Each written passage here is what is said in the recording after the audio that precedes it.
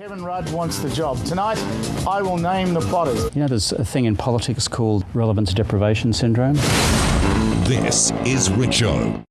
Is Mr. Richardson suffering from that? Probably. Well, look, Graham Richardson is the ultimate insider, and I think that he's always got to be taken seriously. I've never really made it my business to respond to what Graham Richardson has to say about anything. There's Senator Mark Bishop from Western Australia. Now, he's a very interesting character. Senator, are you plotting to make Kevin Rudd Prime Minister again? And there's a guy called Alan Griffin. Now, he's the member for Bruce, I think, in Victoria. They're not, power brokers or people of enormous influence within caucus. Griffo and I have been friends for probably about 10 years. He's doing a lot of the telephoning, a lot of the ringing around. And I can tell you those conversations aren't going on. Well, neither of those have phoned me, spoken to me. Better access to...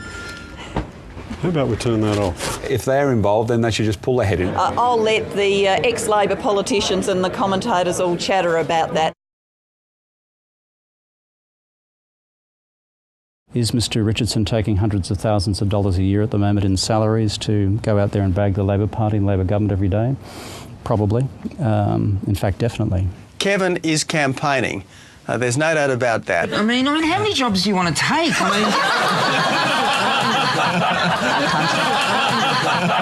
Whenever you're looking for a plot against a leader, you have to have a really good, somebody really expert, somebody who's got form at undermining. I'm a happy little Vegemite too.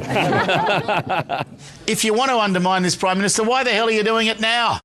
Is Mr. Richardson doing as he's always done in the past and act as some sort of unofficial spokesman for factional bullies in our party? Look, I'll have a chat. I'll just morning tea and then we'll come back. Yeah, we'll come back.